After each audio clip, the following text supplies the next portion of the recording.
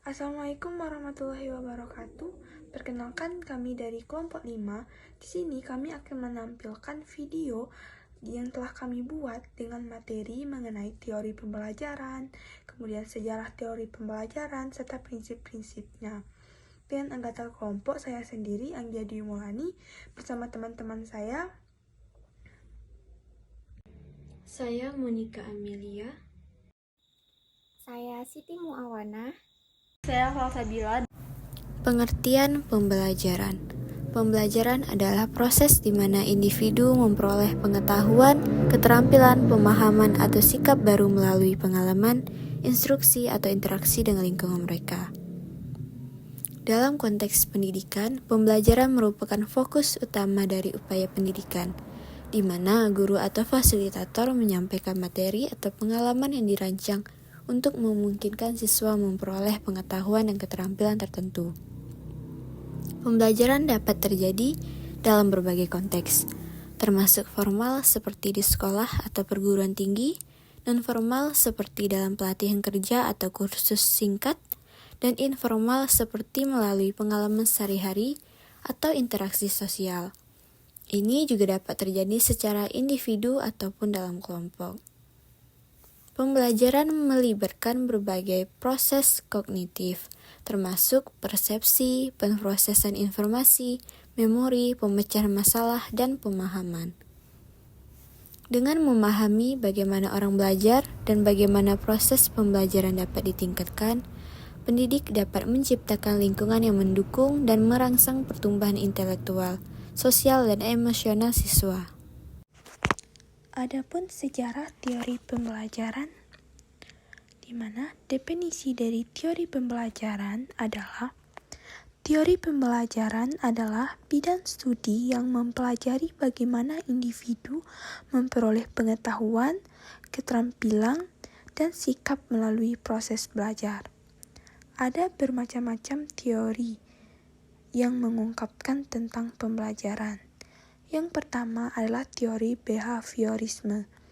Teori behaviorisme percaya bahwa perilaku manusia dapat dijelaskan dan diprediksi melalui studi perilaku yang teramati.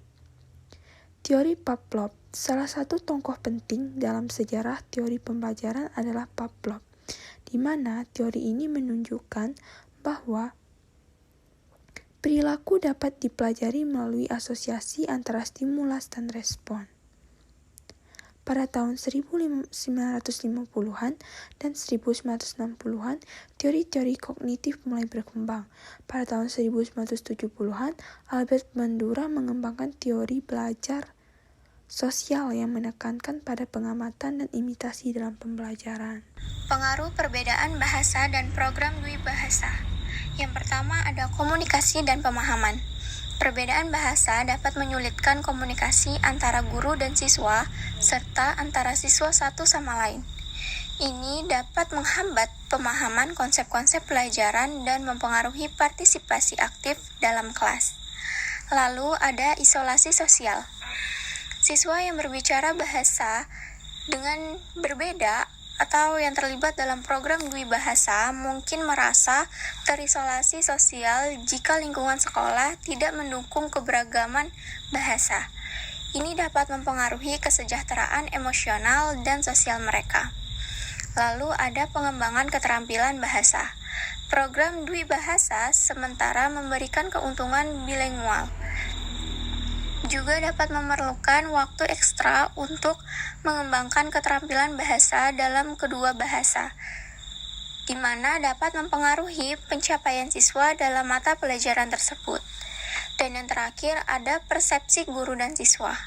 Siswa yang berbicara bahasa minoritas atau terlibat dalam program dwibahasa mungkin mengalami stereotip atau prasangka dari rekan-rekan dan guru. Persepsi ini dapat mempengaruhi motivasi dan kepercayaan diri siswa.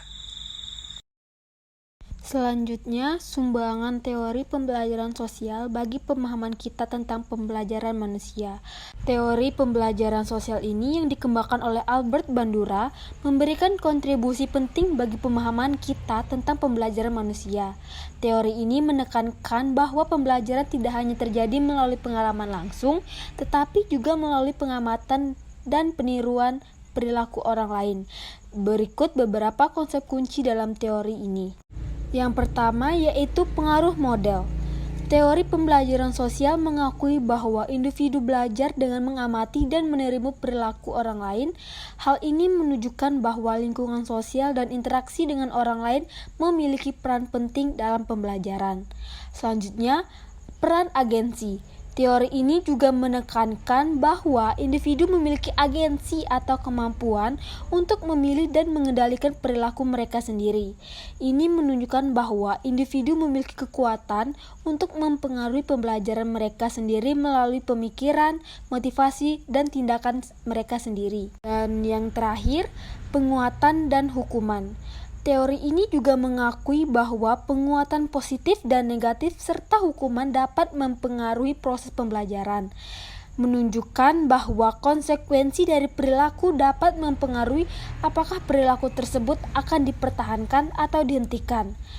Dengan demikian, teori pembelajaran sosial membantu kita bahwa pembelajaran manusia tidak hanya dipengaruhi oleh faktor internal individu, tetapi juga oleh lingkungan sosial dan interaksi dengan orang lain.